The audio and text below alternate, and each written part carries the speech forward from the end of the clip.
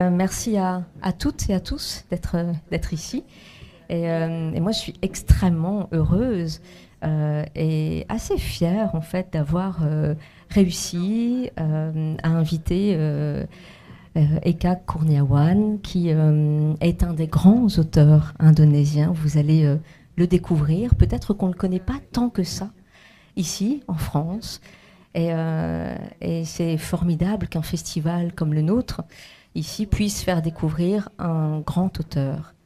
Et vous allez voir l'ampleur de son travail, l'ampleur de sa langue, et qui plus est dans une maison d'édition française pour la traduction assez excellente.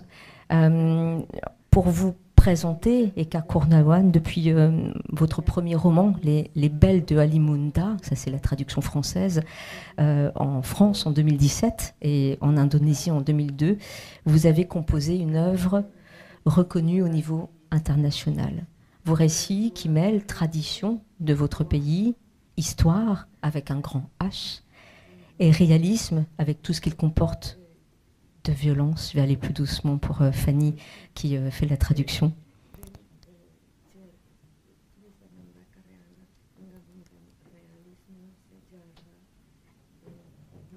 Et ces récits sont traduits dans plus de 30 pays. Écrivain engagé, vous décrivez et questionnez le monde et les rapports humains. Et tout ça sans concession, et je crois sans retenue.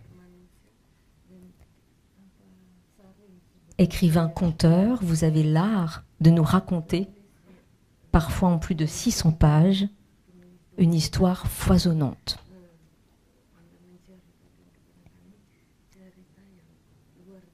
Vous avez été journaliste avant d'écrire de la littérature, et je crois que ce que vous avez gardé du journalisme, c'est l'envie de décrire le monde avec une recette que je crois que vous avez élaborée d'année en année.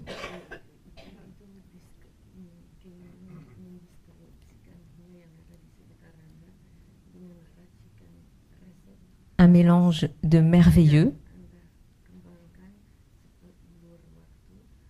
de politique, de réalisme et d'amour, voire de sexe. C'est cru, ce que vous écrivez, mais servi par une langue riche et remarquable.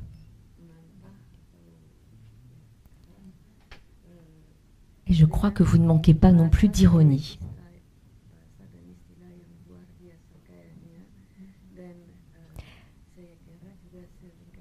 Et j'ai une première question à vous poser avant de rentrer dans les livres. C'est qu'est-ce que vous cherchez à faire dans vos livres? Est-ce que c'est d'écrire ce que j'appellerais la condition humaine?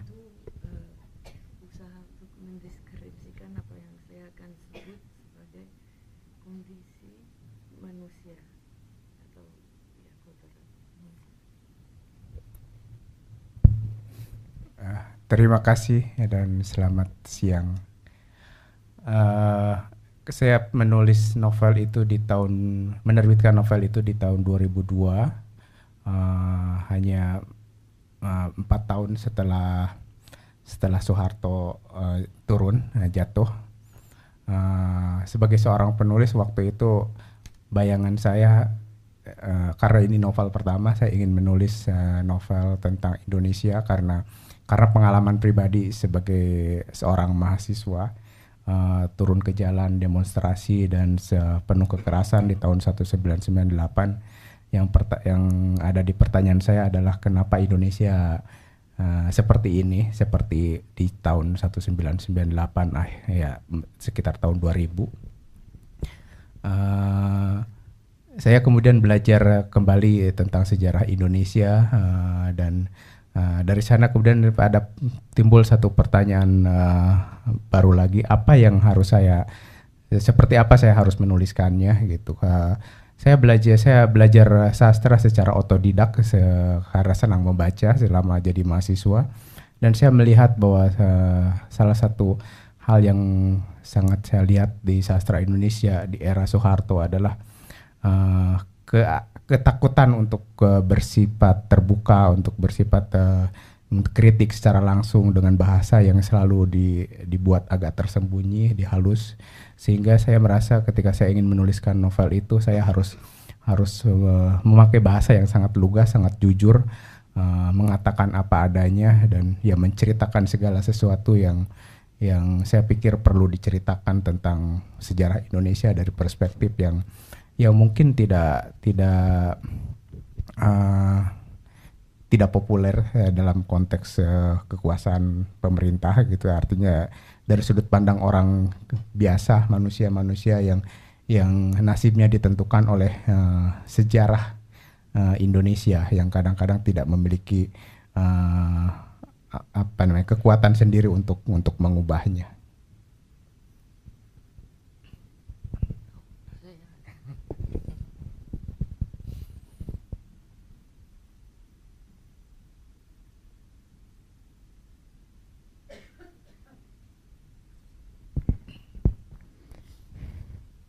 Donc, merci à tous, merci d'être venus nous écouter aujourd'hui. Quand j'ai écrit mon premier livre, Les Belles d'Alimunda, en 2002, c'était juste 4 ans après la chute du président Suharto. En tant qu'écrivain indonésien, j'ai réfléchi et j'ai pensé à ce que je venais de vivre personnellement en tant qu'étudiant qui avait participé aux manifestations, qui était descendu dans la rue, qui avait subi la violence qui a précédé la chute du régime de Suharto. Donc des violences qui ont duré entre 1998 et l'an 2000. Et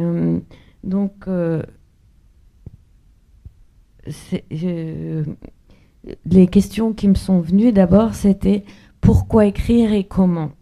Et donc je me suis mis à me plonger dans l'histoire de mon pays. Et c'est là que vraiment la question de comment est-ce que je vais pouvoir raconter ça, transmettre ce que j'avais vécu, la violence, comment transmettre ça à travers mon œuvre. J'étais autodidacte, mais durant mes études, j'aimais beaucoup lire. Et j'avais observé que dans la littérature indonésienne, il y avait toujours une certaine retenue, une façon d'adoucir les choses, une peur de nommer réellement les faits. Et moi, j'ai décidé que j'avais envie d'utiliser un langage une langue plus sincère, plus crue, pour décrire pour décrire tous ces phénomènes. Peut-être que c'était pas un type d'écriture auquel le public indonésien en général était habitué, auquel les gens ou les gouvernants même étaient habitués, et surtout une façon de s'exprimer qui n'est pas proche ou commune aux populations dont le destin en fait est déterminé par ceux qui gouvernent, parce qu'ils n'ont pas la force ou la possibilité de s'approprier en fait leur propre vie. Et pour ce premier roman, Les Belles d'Alimunda, qui retrace une lignée de femmes qui ont connu et subi notamment la guerre et l'occupation japonaise, la colonisation hollandaise. Et pour raconter ça, vous choisissez, Eka, d'inventer une ville, Halimunda, qui se situe au sud, je crois ne pas me tromper, mais au sud de l'Indonésie. Deux questions. Pourquoi inventer une ville alors que l'envie est de dire au plus juste et au plus vrai l'histoire de votre pays? Et je voudrais que vous me décriviez cette ville inventée qui est d'une grande beauté, que vous décrivez avec les forêts, avec les plages, et qui va subir les plus grandes violences.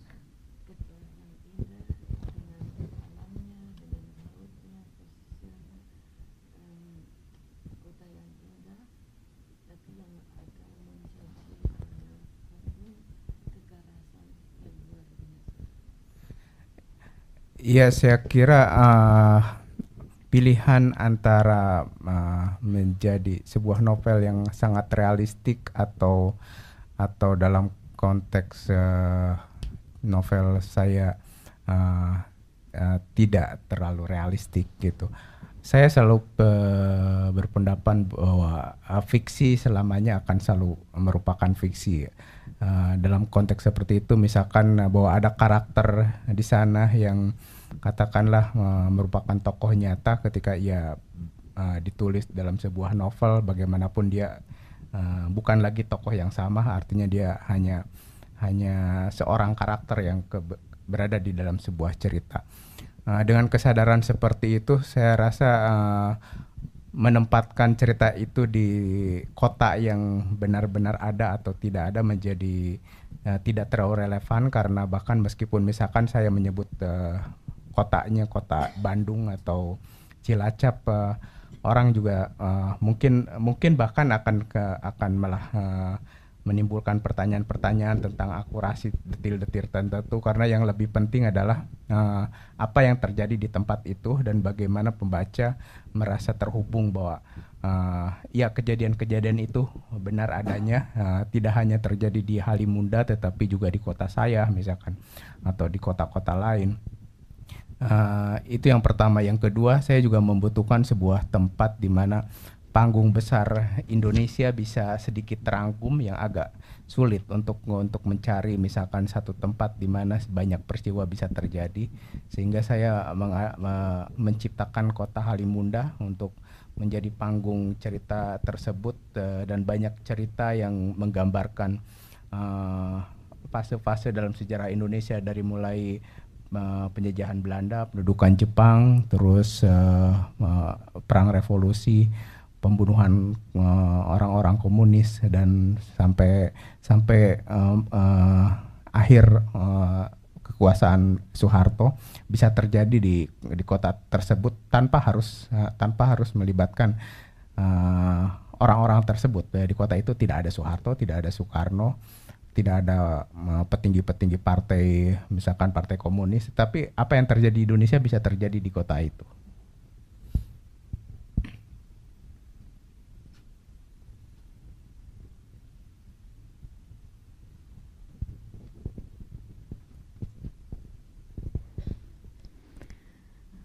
Donc, je pense que à partir du moment où on écrit un roman, aussi réaliste soit-il, on entre dans un contexte où en fait tout n'est pas réel, et à partir de ce moment-là,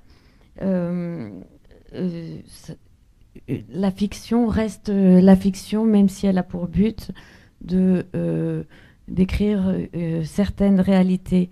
Un personnage réel ayant véritablement existé ne sera pas pareil une fois qu'il devient le personnage d'un roman. Donc il y aura forcément des différences entre ce personnage dans la réalité et ce personnage dans l'histoire. Donc je pense que c'est pas extrêmement important le fait que la ville ait existé ou pas, que j'ai créé une ville qui pourrait tout à fait exister en Indonésie, peut-être m'a évité certains pièges. J'aurais très bien pu placer mon récit dans une ville telle que Bandung ou Cilacap, mais ensuite ça aurait débouché sur des questions où certaines personnes auraient pu me poser des questions sur certains détails, sur la justesse de la description de tel ou tel endroit, tel ou tel quartier, tel ou tel événement. Alors que le fait de choisir de créer une ville dans laquelle se déroulent tous les événements qui ont traversé l'Indonésie permet au lecteur aussi de se sentir relié, de se sentir plus proche, de se dire bah oui, j'habite pas à Limunda, mais ce dont il parle s'est passé dans ma ville ou aurait pu s'y passer. Donc faire ce choix-là m'a offert une sorte d'estrade, de lieu qui m'a permis de faire référence à toutes les différentes phases de l'histoire indonésienne, aussi bien la période de colonisation néerlandaise que japonaise, que la période de la révolution, que le massacre des communistes et finalement la période de Suharto, chose que toute ville indonésienne a vécue, mais de façon différente. Et j'ai aussi, cela aussi m'a également permis de parler de tout ça sans qu'il y ait obligatoirement Suharto, donc c'est l'ancien président indonésien, ou Sukarno, le premier président indonésien, ou même des hauts représentants du Parti communiste. Je n'avais pas besoin de faire venir ces personnes réelles dans mon récit. Et cela m'a malgré tout permis à partir de cet endroit imaginaire, de parler de tout ce qui a traversé l'Indonésie dernièrement. On va parler de l'histoire, mais pour rester encore sur le lieu, quelle importance donnez-vous à la nature, aux éléments? Il y a beaucoup question de pêcheurs, de forêts, de ce qui nous entoure, et j'aimerais que vous nous en parliez. Quel rapport vous avez avec tous les éléments qui nous entourent en tant qu'écrivain?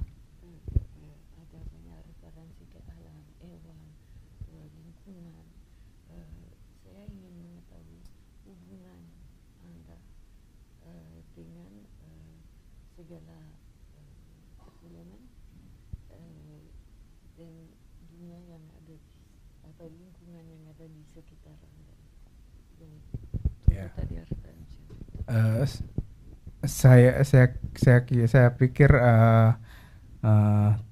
tugas seorang penulis, seorang pencerita adalah bagaimana mengajak pembaca untuk merasa yakin bahwa cerita seperti itu mungkin terjadi, sehingga dia secara bisa merasakan apa yang terjadi di sana, apa yang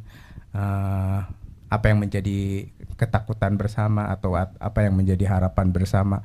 Itulah kenapa saya mempergunakan banyak elemen yang tidak hanya dikenali oleh saya tapi juga oleh banyak pembaca, termasuk bagaimana misalkan mungkin buat pembaca Indonesia atau pembaca asing akan sedikit berbeda karena banyak elemen-elemen sejarah di novel itu memiliki detil-detil yang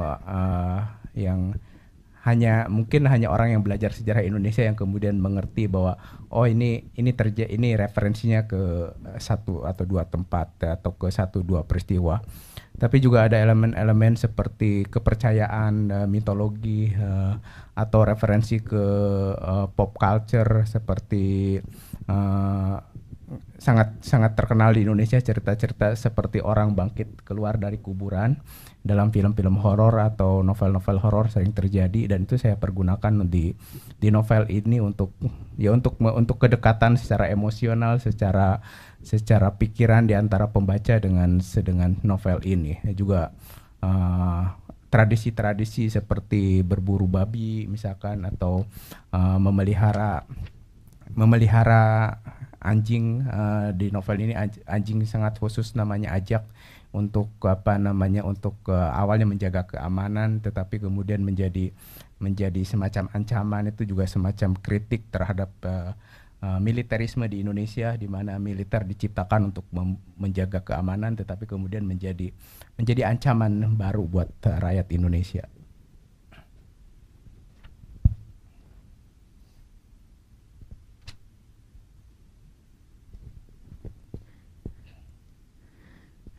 Donc, je pense qu'en tant qu'écrivain, quand j'écris une histoire, quand je raconte quelque chose, il faut que j'arrive à faire en sorte que le lecteur ait le sentiment que ce que je raconte ait pu se produire ou puisse se produire. J'ai besoin que les éléments que j'apporte dans mon histoire les amènent à ressentir la peur, une peur qui peut être collective ou des élans d'espoir qui traversent la société.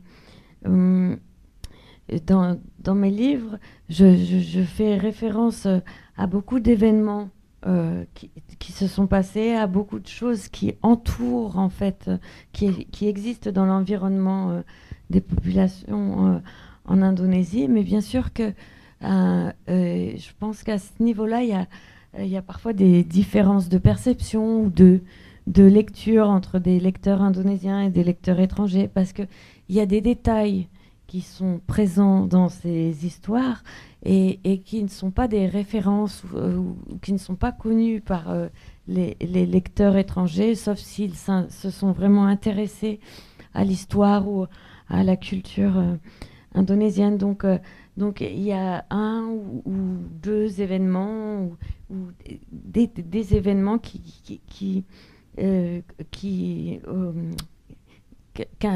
que lors de la lecture de mes livres, les lecteurs indonésiens se diront oui, il fait référence à ci, il fait référence à ça. C'est peut-être pas toujours le cas pour un lecteur étranger, mais ce qui est certain, c'est que pour raconter mes histoires, je vais chercher dans la mythologie, mais également dans la pop culture. Par exemple, en Indonésie, il y a beaucoup d'histoires et maintenant de films d'horreur où les personnes sortent de leur tombe, reviennent parmi les vivants. Et donc ça, c'est des procédés que j'utilise quand j'écris, et ça crée une proximité émotionnelle entre le lecteur et ce qu'il lit. Il y a d'autres exemples, par exemple la tradition de la chasse aux cochons peut avoir une symbolique particulière en Indonésie, ou alors le fait d'avoir des chiens qui au départ ont été élevés pour des questions de sécurité, pour protéger, et qui s'avèrent devenir en fait des menaces. Pour ce dernier exemple, on peut dire que c'est une référence à une critique des militaires ou du militarisme en Indonésie, des militaires qui au départ seraient censés être là pour protéger les populations et qui au final se retournent contre les populations. Vous avez donné cet exemple de ces hommes ou femmes qui peuvent ressusciter ou sortir de leur tombe. C'est par là qu'on rentre pour le premier roman. Votre personnage, Dewi, va ressusciter 21 ans après. Elle va revenir. comme un fantôme ou comme un personnage. J'invite tout le monde à le lire. Mais c'est un personnage central de votre livre. Je voudrais qu'on parle de la figure féminine dans vos livres et de la place des femmes. Puisque un des sujets que vous développez, je crois, de livre en livre, c'est justement quelle place ont les femmes, le pouvoir des hommes sur elles ou le pouvoir des femmes sur les hommes. Est-ce qu'on pourrait dire de vous que vous êtes un écrivain féministe ?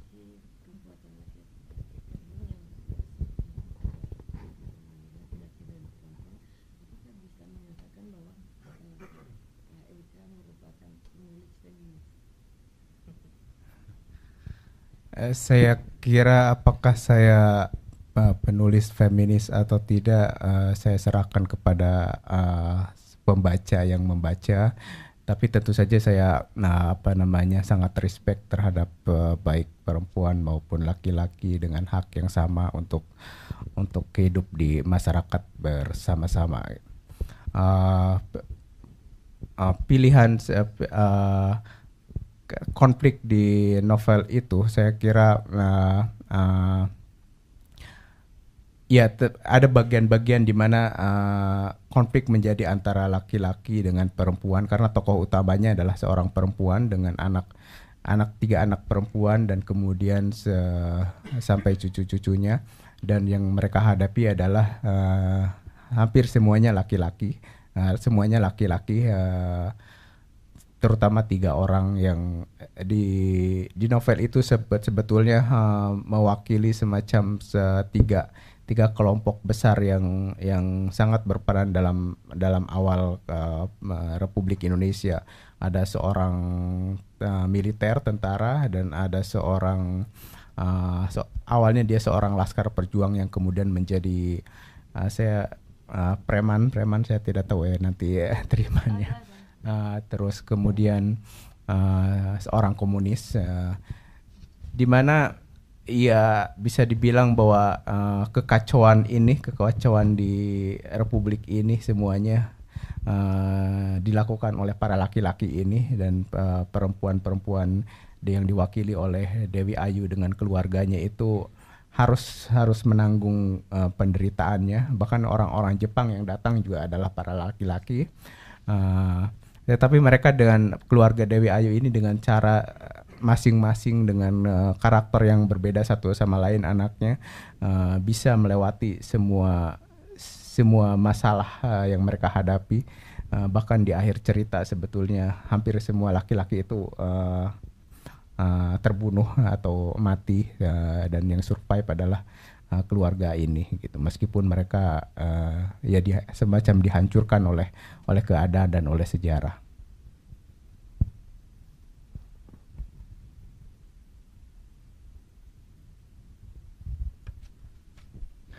Alors, que je sois un écrivain féministe ou pas, ça je laisse au lecteur le soin d'en juger.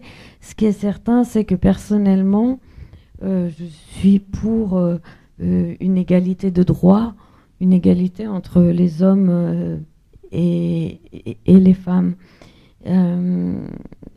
Les conflits dans cette nouvelle, dans ce roman, sont principalement liés aux relations entre les hommes et les femmes, et d'autant plus que le personnage principal et ses enfants, ces trois filles, sont des personnages féminins, mais qui ont des petits-enfants qui sont des hommes. Donc, du coup, en fait, ce qu'il faut comprendre, c'est qu'avec, à travers les trois personnages féminins, les trois enfants de Dewi Ayu, ensuite, on rencontre trois personnages masculins qui représentent trois groupes qui ont eu une importance, un rôle extrêmement important dans l'Indonésie lors de l'indépendance. Donc il y a un militaire, ensuite il y a un personnage qui avait lutté pour l'indépendance et puis qui devient un caïd, il y a un communiste. Et donc, du coup,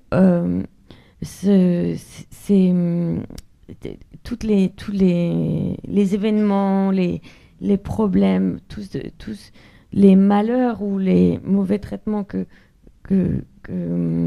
subissent en fait ces femmes,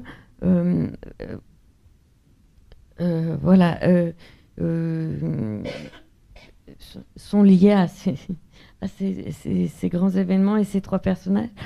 Et on peut dire que donc leurs malheurs sont liés à ces hommes. Même quand les Japonais viennent, là encore, ce sont des Japonais, pas des Japonaises qui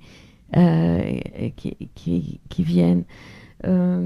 Les enfants des Wiayu ont toutes des personnalités très différentes et chacune à leur façon, elles passent à travers ou surmontent les différents problèmes et les différents événements.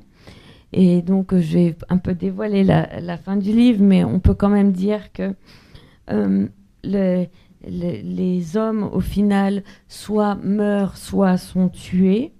Et que donc, du coup, celles qui sont sauvées par la situation et par l'histoire, ce sont les femmes. Ce sont les femmes. C'est vous qui les sauvez, puisque c'est vous qui racontez l'histoire Eka. Cette histoire des Japonais qui arrivent, c'est pas forcément quelque chose que nous, on connaît. C'était important pour vous de leur raconter et de revenir sur l'arrivée des Japonais en cette période de Seconde Guerre mondiale en Indonésie et les dégâts qu'ils ont causés. Quand vous écrivez ce livre, est-ce que vous pensez aussi aux lecteurs du monde entier ou vous pensez aux Indonésiens?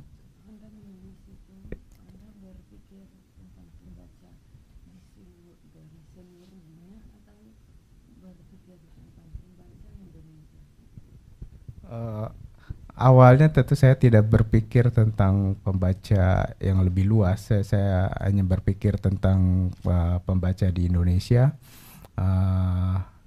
Yang tentu saja sangat banyak yang sangat familiar dengan pendudukan Jepang. Tentu saja dalam ingatan orang-orang Indonesia, terutama di generasi-generasi yang mungkin setelah kemerdekaan, baik Jepang maupun kolonial Belanda lebih banyak diceritakan, diingat barangkali oleh generasi yang lebih baru itu setelah kemerdekaan, ketika mereka datang kembali untuk menertibkan sehingga terjadi kerusuhan baru, perang revolusi.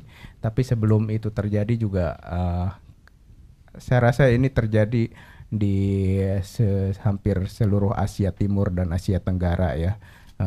Kedatangan Jepang yang mulai dari Jepang di Cina kemudian turun ke Indochina dan ketika Jepang sudah sampai di Singapura atau Malaysia, Indonesia, waktu itu masih belum Indonesia, masih Belanda, mereka baru sadar bahwa Jepang akan datang dan ya banyak orang Indonesia pada saat itu sebetulnya mungkin juga terjadi di apa namanya di negara-negara Asia Tenggara lainnya menyambut Jepang seperti saudara tua gitu, dengan propaganda mereka untuk menciptakan satu Asia Raya, sama-sama untuk mengusir kolonial. Tentu saja di Asia waktu itu ada kolonial Belanda, terus terutama Inggris, dan mungkin di Indochina ada Perancis, ada Spanyol, Portugis, sehingga kami menyambut Jepang dengan sedikit tangan terbuka sampai kemudian baru menyadari setelah 1-2 tahun pendudukan Jepang sangat-sangat kejam, banyak perempuan yang diambil paksa untuk menjadi menjadi perempuan penghibur buat tentara-tentara Jepang yang saya kira sampai saat ini orang-orang Jepang masih denial, masih banyak yang tidak mengakui itu terjadi.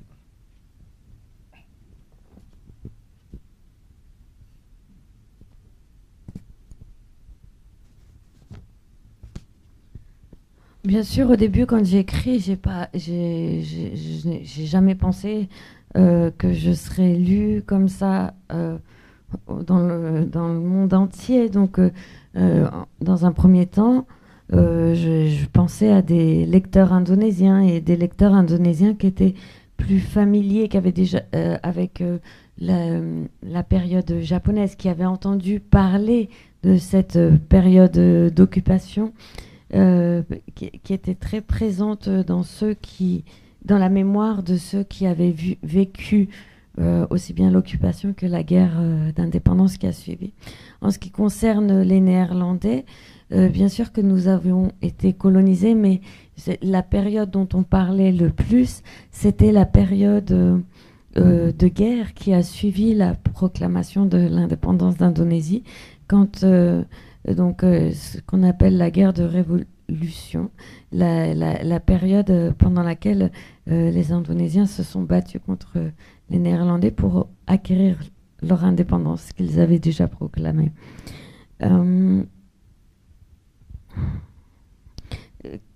Quand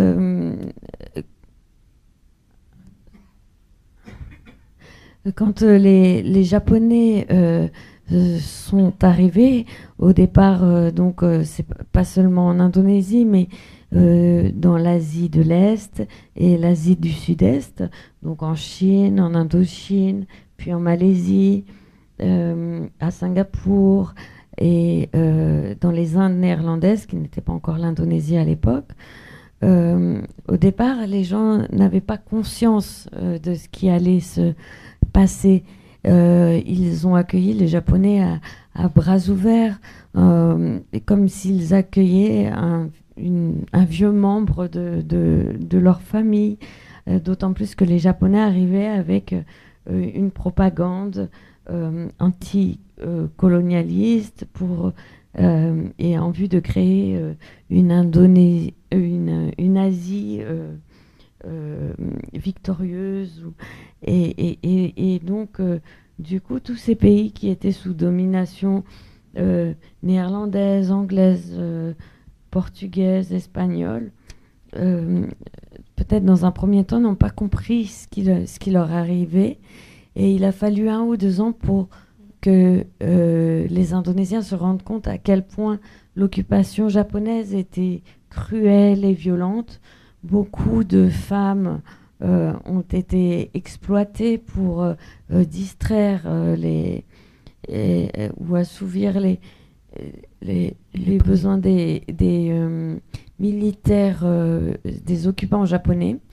Et les Japonais, jusqu'à aujourd'hui, sont dans une sorte de déni par rapport à ce côté de l'histoire et de l'occupation japonaise en Indonésie.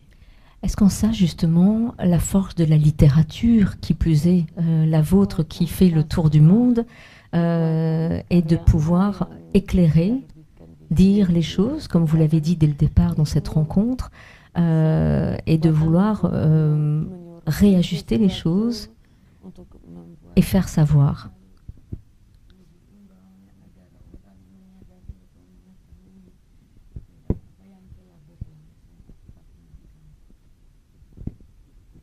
Iya, saya rasa tugas cerita, tugas novel terutama untuk menyampaikan sesuatu meskipun tidak berbeda dengan non-fiksi sesuai sesuai fakta atau yang terjadi di novel. Saya kira penulis ingin menyampaikan sesuatu dari sudut pandang cerita, bagaimana sesuatu itu terjadi, seperti ya tadi pendudukan Jepang. Barangkali buat pembaca Eropa tidak punya pengalaman spesifik tentang pendudukan Jepang gitu, tetapi melalui novel-novel seperti ini memiliki perspektif yang lain tentang bagaimana Perang Dunia II juga terjadi dengan cara yang agak berbeda di Asia Pasifik, dan apa yang terjadi terhadap penduduk-penduduk lokal, seperti yang tadi saya ceritakan tentang pengalaman-pengalaman perempuan yang dipaksa oleh tentara Jepang gitu.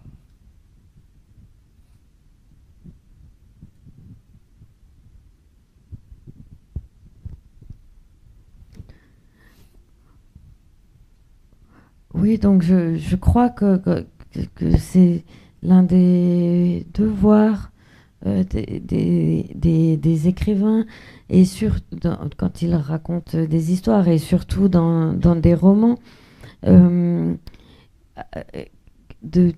fait, d'ouvrir les yeux, même si c'est à travers de la fiction ou de la non-fiction, mais de la fiction. En fait, l'écrivain apporte un angle, un regard sur une histoire. Et par exemple, pour un lecteur européen, en lisant Les Belles d'Alimunda, ils peuvent avoir tout d'un coup une autre perspective plus spécifique sur ce qui s'est passé durant la Seconde Guerre mondiale en Asie, dans la région Asie-Pacifique, quelque chose qu'ils n'avaient peut-être pas imaginé. Et donc, ils peuvent avoir une idée de ce qu'ont vécu les locaux en Asie-Pacifique durant cette période, notamment à travers le sort qui a été réservé à de nombreuses femmes dans la région. Et c'est le cas. Puisqu'on parle d'écriture et de l'importance, moi j'aimerais connaître un peu votre bibliothèque.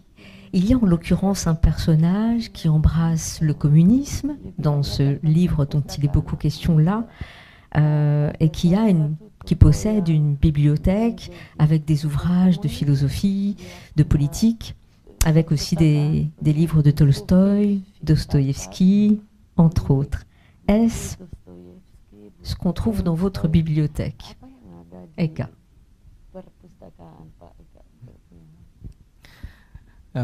Waktu remaja saya sebetulnya hanya membaca, kami menyebutnya novel-novel picisan, itu novel murahan, novel romans, terus novel horor atau novel detektif, novel silat. Novel silat itu ya novel martial art ya. Sampai lulus sekolah saya hanya membaca novel-novel seperti itu karena saya tinggal di kota yang sangat kecil, lebih kecil dari kota ini, karena kami tidak punya perpustakaan. Jadi hanya ada tempat baca kecil ukuran 1 kali 1 meter, sehingga ya hanya buku-buku seperti itu yang bisa saya baca. Tapi ketika saya lulus sekolah saya pindah ke Yogyakarta. Yogyakarta itu dulu pernah menjadi ibu kota Indonesia sebentar saja, dan saya kuliah di salah satu universitas ya salah satu tertua di Indonesia, UGM. Saya memang belajar filsafat di sana, tetapi hampir tiap hari saya pergi ke perpustakaan kampus, dan di sana saya menemukan banyak novel asing. Saya membaca Dostoyevsky, saya membaca Tolstoy, saya membaca Kafka, dan saya hampir semua yang ada di perpustakaan kampus selama saya masih punya waktu saya baca. Ketika saya menulis novel itu memang ada semacam semacam humor kecil tentang bagaimana pemerintah Indonesia sangat takut terhadap segala sesuatu yang berasal dari Rusia gitu. Jadi dan segala sesuatu yang berhubungan dengan komunisme. Jadi saya karena kebetulan saya belajar filsafat, saya tahu tentang filosofi Marxisme dan segalanya, sehingga saya agak lebih mudah untuk menuliskan referensi bacaan tersebut, semacam ya jadi olok-olok terhadap situasi di zaman Soeharto.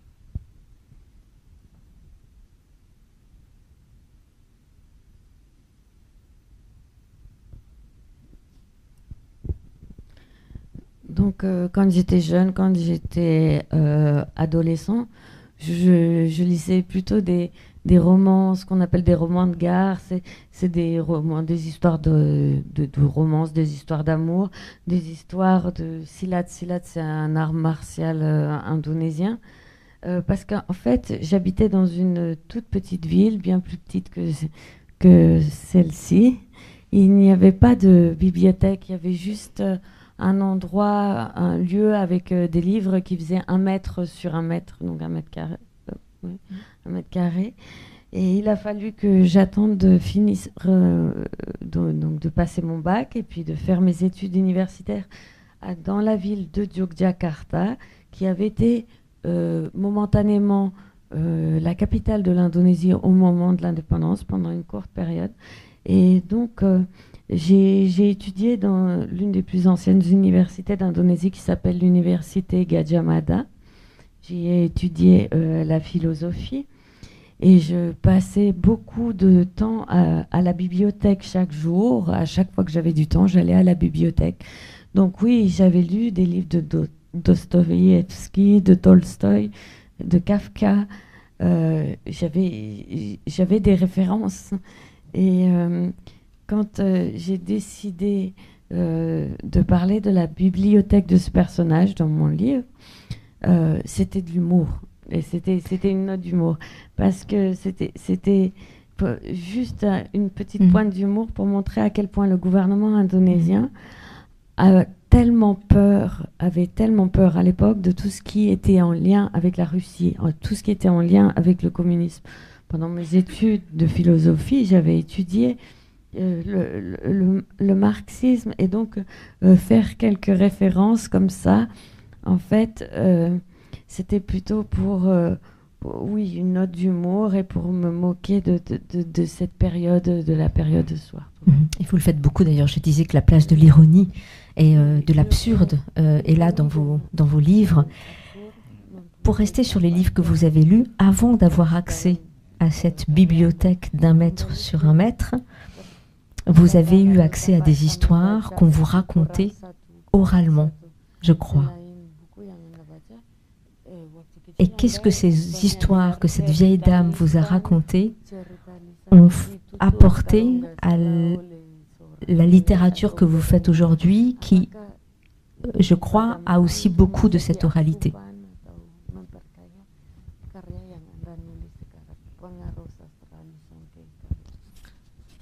Iya, sebelum saya tinggal di kota kecil dan menemukan perpustakaan kecil yang 1 kali 1 meter itu, saya sebelumnya tinggal bersama nenek di sebuah desa. Di sana sama sekali tidak ada buku, jadi satu-satunya hiburan saya adalah mendengarkan dongeng yang diceritakan di depan rumah oleh sepupu nenek saya. Jadi saya juga tetap memanggil dia nenek. Ya, hampir setiap malam kami anak-anak duduk di depan rumah terus mendengarkan dia bercerita, dan setiap malam cerita dia selalu hampir berbeda-beda, dan dia selalu menceritakan tentang berbagai mitologi yang saya kira sebetulnya rekaan dia saja gitu. Dia misalkan menceritakan kenapa sungai itu bernama ini, kenapa bukit itu bernama itu, dan dia menceritakannya sendiri seolah-olah itu benar gitu. Dan itu mempengaruhi saya untuk ketika saya ada beberapa bagian di novel ketika bagaimana sebuah gunung, sebuah bukit memperoleh namanya karena ada ceritanya seperti itu, yaitu itu terinspirasi dari nenek saya itu. Selain itu saya juga karena hiburan di rumah nenek saya itu hanya ada radio, dan di radio itu juga ada dongeng yang diceritakan oleh disiarkan setiap sore, sehingga saya bisa mendengar. Dan kemudian sebelum saya agak besar nonton pertunjukan wayang, saya lebih dulu mendengar wayang di radio, sehingga saya mulai mengerti alur ceritanya, terutama cerita-cerita dari epik Mahabharata, yang tentu saja juga sangat berpengaruh terhadap bagaimana saya bercerita di novel ini, bagaimana misalkan struktur beberapa keluarga terhubung satu sama lain gitu. Itu ya saya ingat, saya kira itu faktor saya sangat suka menonton wayang dengan se-epik Mahabharata, sangat berpengaruh terhadap ya referensi saya selain buku-buku sastra yang saya baru baca ketika sudah di universitas.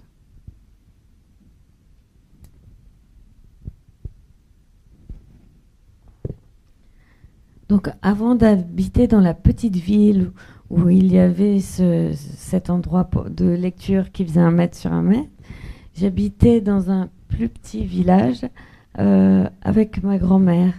Et donc, en fin de journée, les enfants se réunissaient devant la maison pour écouter des histoires ou des contes qu'elle nous racontait.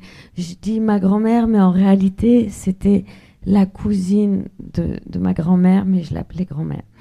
Et tous les enfants écoutaient ces histoires chaque soir, et en général, d'un soir à l'autre, elles étaient différentes.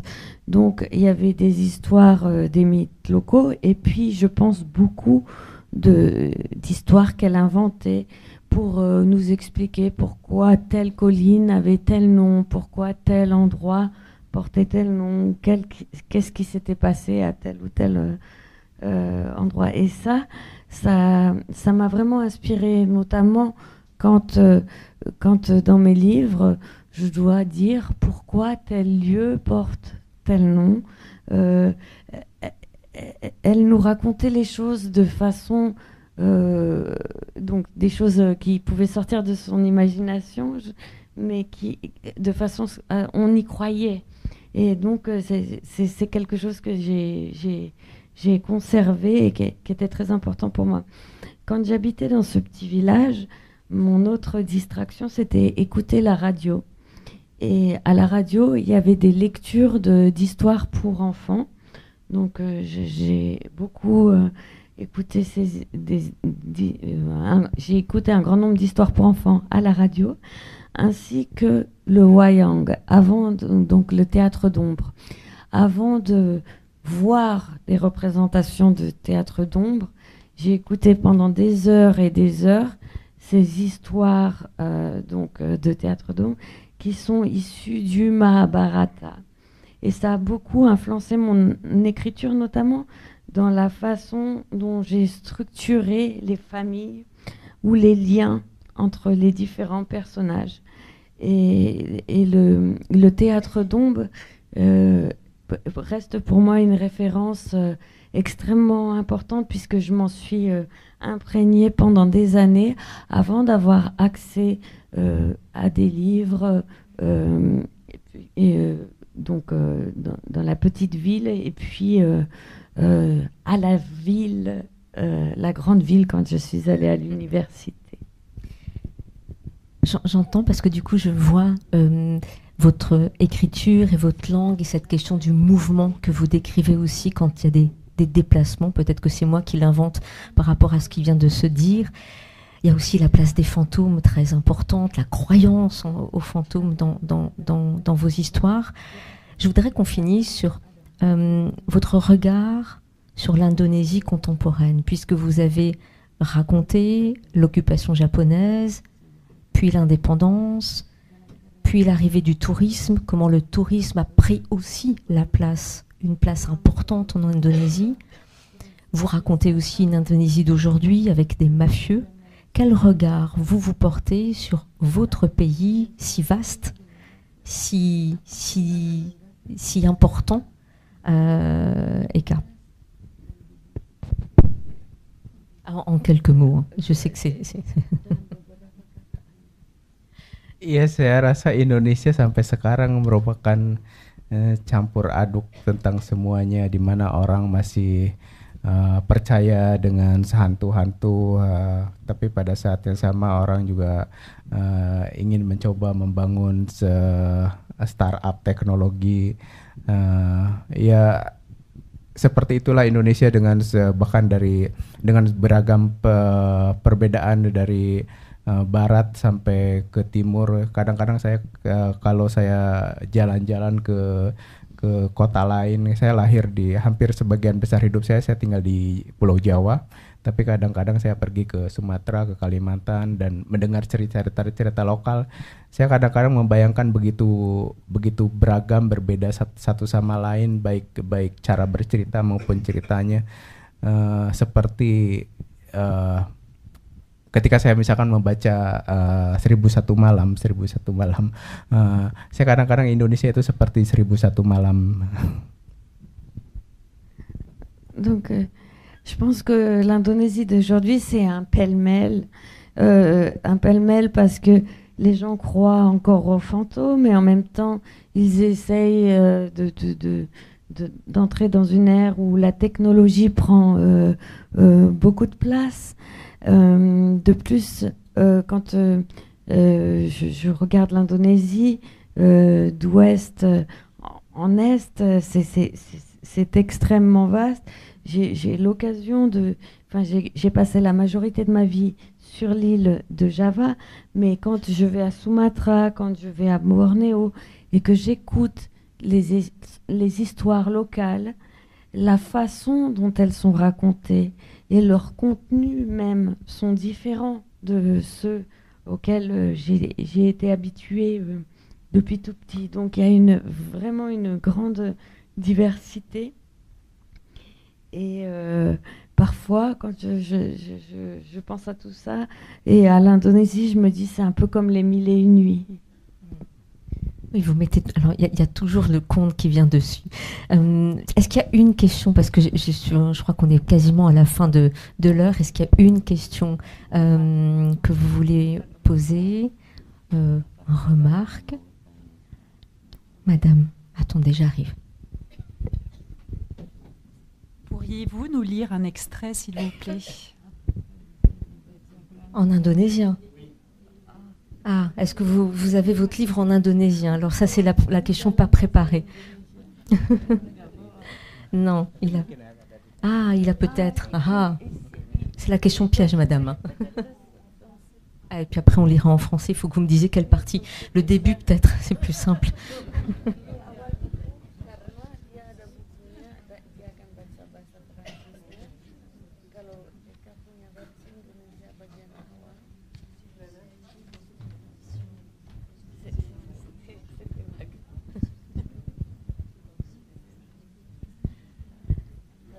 Ah, il a trouvé. Alors, on va finir avec un extrait en indonésien.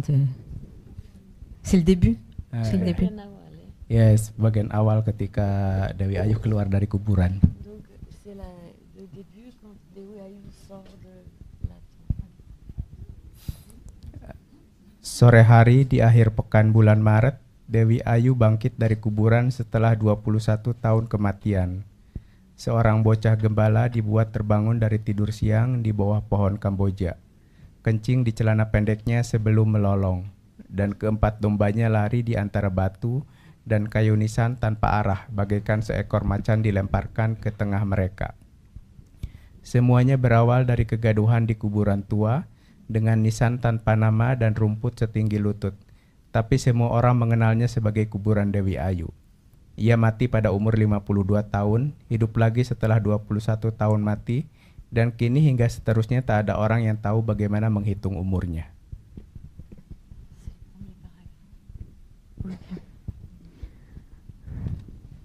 Un après-midi d'une fin Un après-midi d'une fin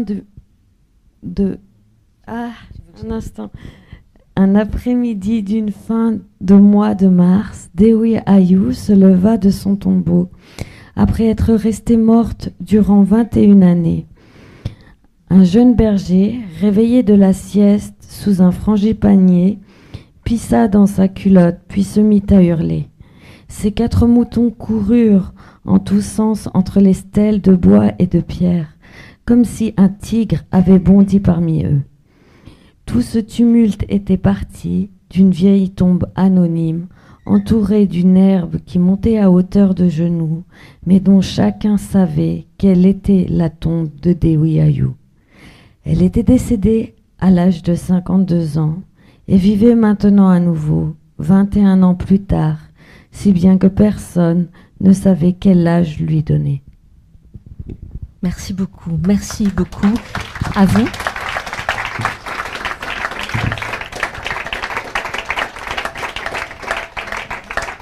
Il y a des livres qui sont là et je vous conseille vraiment parce que vous l'avez vu là rien qu'en quelques phrases et vous avez raison, merci madame de la demande et Kate encore là pour des dédicaces. Merci beaucoup.